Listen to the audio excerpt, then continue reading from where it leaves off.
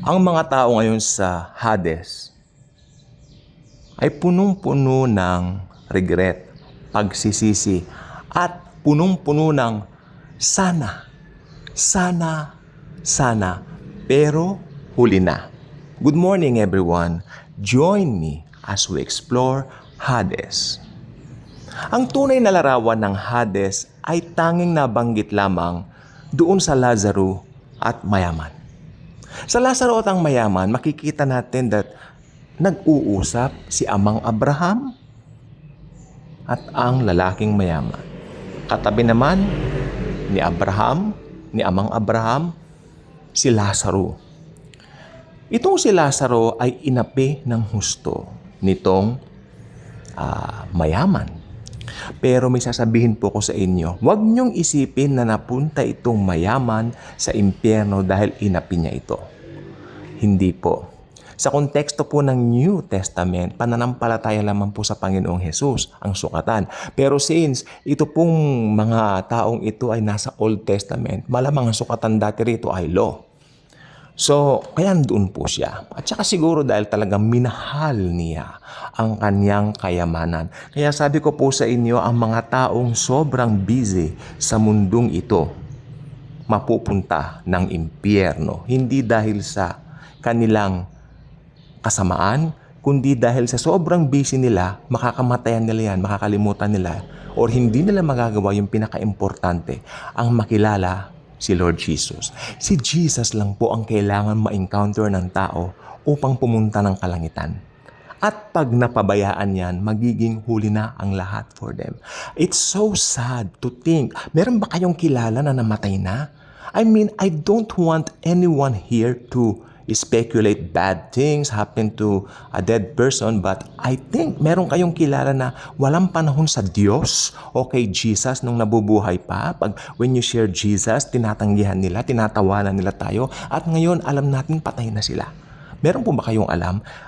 Yan po ay bulay-bulayin niyo po nitong buong maghapon. Tingnan niyo po, may kilala ba kayong tao na ngayon ay tegi o tsugi na at dati walang interest sa Diyos o kay Jesus o sa Bible o sa anumang gawaing espiritual? Meron po ba? Meron po ba? Ako ang dami. Alam nyo, kurot po sa puso ko. Karamihan po rito kamag-anak ko po. Alam nyo, bilang mga born again sa isang malaking clan, parang pagtatawanan kayo. Talagang na-experience ko po. Alam po ba ninyo na-experience po namin ang persecution? Nandyan po yung pumunta kami sa isang bahay, nagmagandang loob po kami. 5 po kami, may bagong converts, no, bagong Kristiyano lang. Pumunta kami sa isang bahay, dinalaw namin yung kaibigan ng tiyahin namin. Kasi naka-bedridden siya. Or should I say, nakaratay in bed. Hindi po maganda yung reception ng asawa niya. Dahil daw may religion na sila. Look at that. That's the blunder of religion. May religion na raw sila. Tapos nandoon na raw kami. Aalisin daw namin sila doon sa kanilang paniniwala. And then, nagsalita ako. Sabi ko, Uncle, hindi po yan ang dinala namin dito. Si Jesus ang dinala. Kilala namin si Jesus. Gumanon ba naman sa amin? Anong kala mo hindi namin kilala si Jesus? Gumanon. Tapos sumagot yung isa, sasagot pa yung isang kasama ko. Then binawal ko, hindi na ako. Magpapaalam na tayo later ako. Tapos tinapik ako nung kasama kong isa. Sabi niya, no, I will talk to him. Upo ka lang dyan ka sa akin. Medyo may edad na ito. Si Mami. Mami ang tawag namin sa kanya. Sir! Saan niyang ganon? Nag-aalaga ka pala ng mga halaman.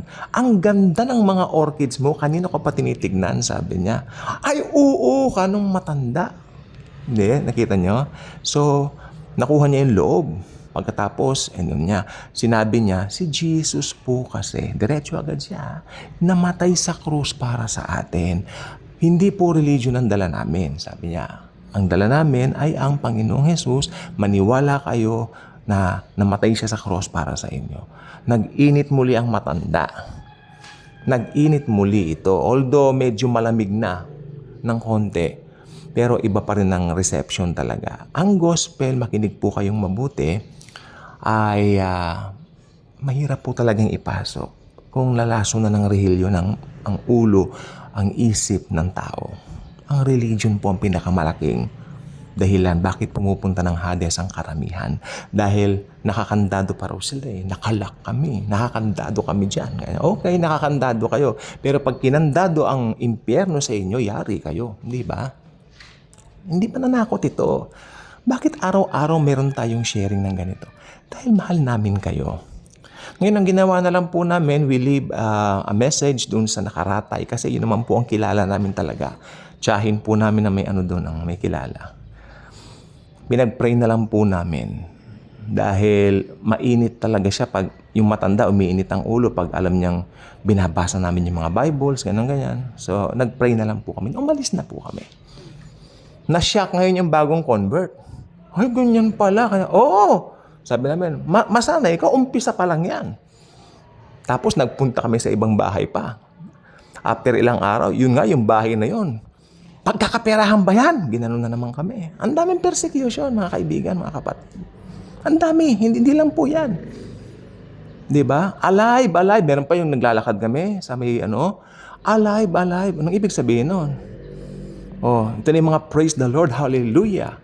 Tapos yung pinsan ko naman, di ba COVID po? Nandito siya, pumunta, dumalaw dito. O ano kuya, rapture na ba? Rapture na, mga ganon. Sabi, nandito rin yung kapatid ko dati nung dumating, sabi niya, hindi niya alam ang sinasabi niya, anong kapatid ko. Hayaan mo na ako. Unbeliever yan eh. Anong expectin mo? Alam nila. Parang, di ba? Parang tinutuya tayo. Pero sabi naman ng Panginoon natin, kung siya nga tinuya eh. Kung ako na inyong Diyos ay tinuya, kayo rin tutuyain. Kaya sabi ko, ngayon dito, sige, fine, magsaya sila. Ganyan. Magiging cause of fun talaga ang mga born again. Tandaan po ninyo yan. Dahil si Jesus, cause of fun din nila dati. Binabanatan siya ng mga Pariseo. Pero may wisdom kay Jesus na talagang hindi nila kayang i-down si Lord, maski bata lang si Lord. 30 years old, kumpara sa mga 70-year-old na mga balbasaradong Pariseo. Lalo si Caiphas, I believe si Caiphas, nandyan na sa edad na yan, matanda na. Pero dinaig siya ng isang bata na guro, no? Na rabay. Kaya sabi ko, kung si Jesus ginanyan, ay hayaan mo na. Ako. Pero pag napunta sila sa Hades, kaya sabi ko po kanina sa opening ng vlog natin, punong-puno lang sana nakinig ako, sana narinig ko ang gospel. Oops, wag nilang sasabihin yan dahil talagang narinig nila, tinanggihan nila. Siguro ang pinaka-right term, sana tinanggap ko ang gospel, sana naniwala ako sa gospel na si Jesus lang ang daan sa langit. Hindi sana sila napahamak diyan sa Hades. Alam niyo po ba ang Hades, temporary detention lang yan. Dahil pagdating po ng araw ng paghukom, yung tinatawag na Judgment Day, yung pagkatapos ng White Throne Judgment, okay, sila po ay itatapon na po doon sa Gehenna. Dagatang apoy. Ito po yung salin ng lake of fire. That's the heaviest place na pwedeng puntahan. Terrible place na pwedeng puntahan ng kahit sino mang nilalang. Kaya habang may panahon pa, receive Jesus, His love, and His grace. Kaya kung hindi ka pa subscriber sa ating channel, I invite you to do so. Click the notification bell, share this video, share Jesus, His love, and His grace. Tandaan po ninyo, kung ang ating Panginoong Jesus ay pinagtatawanan, tinutuya, ipinako pa nga sa krus, pinatay pa nga nila, di ba? Tayo rin po, pe-persecute pong ganyan.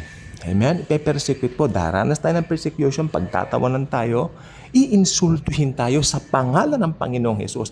Pero isang malaking karangalan kung maiinsulto tayo sa pangalan ng Panginoon dahil wow, ang mga rewards. Meron pong rewards sa tinatawag na Bema Seat of Christ. Yun po yung judgment of believers. Ops, don't get me wrong. Judgment of believers means i-judge lang po tayo. Yung mga gawa natin dito, bibigyan lang po ng reward. Hindi po i-judge para parusahan. I-judge po rewards. Okay? Yan po ay maliwanag po. Especially if you're a Christian na nag-aaral ng Biblia. That's why napaka-importante. Basahin natin ang mga Bibles. Pag may time kayo, basa-basa din pag may time. Okay? At syempre, lalong lumago sa relasyon sa Panginoon Panginoong Jesus, maging Jesus conscious tayo instead na kung ano-ano mga bagay ang tumatakbo sa isip. Basta Lord Jesus, you're in control.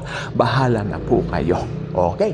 Pag na-share itong video ito, mag-comment din po kayo kung gusto nyo. Again, thank you. Jesus truly loves us all.